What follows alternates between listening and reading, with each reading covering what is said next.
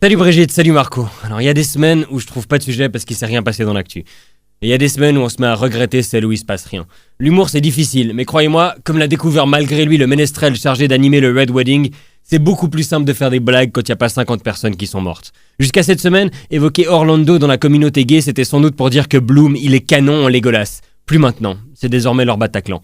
Le type, il a attaqué une boîte gay en pleine soirée latino. Déjà que les boîtes gays c'est joyeux et les soirées latino c'est joyeux, alors les deux ensemble, c'est les Champs-Élysées après une victoire de la France à la Coupe du Monde. Mais ça, Daesh supporte pas. Enfin, Daesh. Il a dû téléphoner lui-même aux autorités pour leur dire qu'il faisait partie de Daesh. C'est pas un terroriste, c'est une groupie qui est partie en couille. Même Daesh, ils étaient pas au courant. C'est comme si Didier Deschamps, il découvrait un type sur son banc avec le maillot et qui sait pas qui c'est. Genre Benoît Costil. Qui ça ? Exactement. Et Daesh, ils ont ensuite revendiqué l'attentat, mais ils y sont vraisemblablement pour rien. Ils en sont là, à revendiquer tout et n'importe quoi dès qu'il y a des morts et que ça nous fait chier. Daesh a aussi revendiqué le débordement de la Seine et la prestation de will.i.am. Et Francis Lalanne, en tant que personne. Bon, ils ont eu la gâchette un peu rapide sur la revendication puisqu'on a appris ensuite que le tueur fréquentait cette boîte de nuit et les réseaux sociaux gays. C'est trop tard les gars, vous pouvez pas dérevendiquer. Bon, peut-être qu'il est pas gay, peut-être qu'il est allé plein de fois juste pour repérer les lieux. Peut-être qu'il essayait juste de tuer un maximum de gays en les suçant, puis après il a vu que ça marchait pas. Du côté de Donald Trump, il est un peu coincé avec ses discours xénophobes parce que le tireur est américain et il est même né là-bas. Mais bon, ses parents pas. Donc il a réussi à dire que la politique d'immigration aurait dû être plus stricte pour empêcher ses parents d'arriver aux États-Unis il y a plus de 30 ans. Donc il critiquait déjà Hillary et Obama, maintenant il va nous dire que c'est la faute de Jimmy Carter. Trump il va sauver l'Amérique, il lui faut juste une machine à remonter le temps. Et il faudrait peut-être lui rappeler que lui aussi ses ancêtres ils ont émigré aux États-Unis, à moins qu'il soit indien et que son nom c'est visage de chimpanzé orange. On se demande ce qui lui a fait le plus plaisir, que l'assaillant soit musulman ou que les victimes soient gays. Et même latino pour la plupart. Il a dû jouir tellement fort que ça a ramené à la vie le furet mort qu'il a sur le crâne. Ses premiers mots ont été « J'apprécie les félicitations ». Sérieux, il y a eu un attentat, les corps sont encore chauds et il se comporte comme s'il avait gagné un Oscar. Et il a réitéré son refrain que le problème c'est pas les armes et que c'est même la solution. Si les gens en boîte avaient eu des armes, il y aurait eu moins de victimes. Mais bien sûr, des flingues en boîte de nuit, très bonne idée Donald. De l'alcool, des gens trop serrés, de la testostérone et un fusil mitrailleur par personne. Qu'est-ce qui pourrait mal se passer franchement ? Le seul point positif, c'est que les DJ, ils oseraient plus passer du David Guetta. Moi, dans la course à la présidence américaine, il y a un candidat qui veut plus contrôler les musulmans et l'autre qui veut plus contrôler les armes. Je sais pas si t'as déjà essayé de tuer quelqu'un en lui lançant un musulman dessus, mais c'est compliqué, hein. Même si t'arrives bien à saisir la barbe. C'est quand même fou qu'on puisse être contre le terrorisme, mais pour les armes. Mais l'Amérique, elle tient tellement à ses flingues. Depuis le 11 septembre, ils surveillent de très près tous les explosifs et toutes les substances chimiques susceptibles d'être transformées en explosifs. Mais même les personnes surveillées par le FBI peuvent s'acheter des armes au KLM. Tous aux abris, il va acheter de l'engrais. Ah non, c'est une mitraillette, c'est bon, ouf. Une journaliste a acheté la même arme que le tireur pour voir si c'était difficile. Elle l'a eu en 7 minutes. En Suisse, 7 minutes, c'est ce qu'on attend dans la queue à la poste. D'ailleurs, les armes, c'est bientôt le dernier truc que tu peux pas encore acheter dans nos postes. Et arrêtons de dire que le problème, c'est pas les armes, mais les êtres humains qui appuient sur la gâchette. Un fou qui a pas accès à une arme, il est vachement moins dangereux. À Orlando, ça m'étonnerait qu'il ait réussi à étrangler 50 personnes avant qu'on l'arrête. Quant à Barack Obama, lui, il refuse toujours d'utiliser le terme État islamique, car c'est ni un État, ni islamique. Bah ça c'est vrai, un peu de rigueur, que diable. Attendons que Maître Gims passe le barreau avant de lui décerner son titre.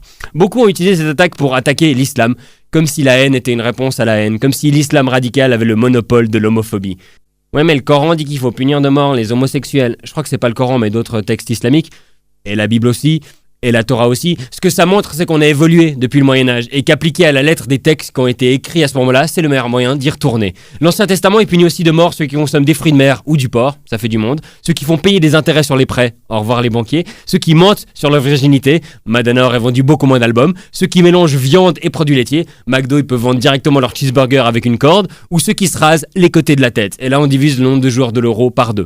Faisons pas semblant qu'il y a que chez les musulmans que certains détestent les gays. J'ai pas l'impression que Frigide Barjot, elle portait le voile. Le slogan de la manif pour tous, c'était un papa, une maman, pas un papa, 4 mamans. On pourrait penser qu'une religion basée sur un mec en robe avec des longs cheveux suivi partout par 12 types serait plus cool avec les droits LGBT. Et quand tu tues des gens au nom d'un dieu, le problème, c'est que t'es assez con pour tuer quelqu'un, pas la raison débile que tu utilises pour le justifier. Si un être supérieur voulait vraiment tuer tous les gays, il aurait pas besoin de toi. Si Dieu, Allah, Jéhovah ou je sais pas qui voulait tuer tous les gays, il rendrait cancérigène le lycra jaune fluo, il foudoirait ceux qui regardent Orange is the New Black et il aurait installé des pièges à loups dans nos anus. Et tous les gens qui crient que la sodomie c'est pas naturel, vous avez jamais joué à Tetris. Mais quand il y a beaucoup de négatifs, comme c'est le cas ici, Il faut s'efforcer de voir le positif, les milliers de personnes dans la rue, les millions de messages de soutien, la solidarité mondiale avec la communauté LGBT. Mais c'est quand même fou qu'il faille un attentat pour se soucier d'eux, bordel. C'est un comble que les terroristes qui utilisent tant le phénomène du martyr aient sous-estimé sa force. Quand Robert Ménard et Christine Boutin se mettent à chialer pour des morts gays et lesbiennes, on se dit qu'ils vont bientôt réussir à tous nous unir, les terroristes. Mais le prix est lourd à payer. J'espère juste qu'il faille pas attendre un attentat sur une mosquée pour qu'on soit solidaire des musulmans. Ah mais attendez, c'est déjà eux les principales victimes directes et indirectes du terrorisme dans le monde. Mais comme les méchants ont soi-disant la même religion, on s'en fout, ça fait match nul, balle au centre, c'est ça?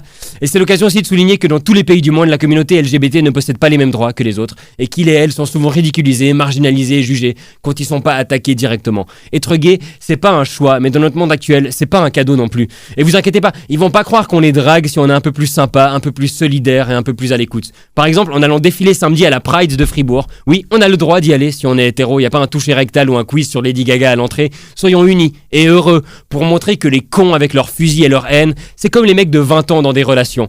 La meilleure façon de les faire fuir et qu'ils reviennent plus, c'est l'amour. Et parce que les gays, les lesbiennes, les bi, les trans, les queers, les intersexués, tout ce qu'ils demandent c'est vivre en paix et heureux. Et comme pour 49 d'entre eux ce sera plus possible, essayons d'aider les millions qui restent à atteindre leur cible sans putain de fusil d'assaut. Et bonne semaine.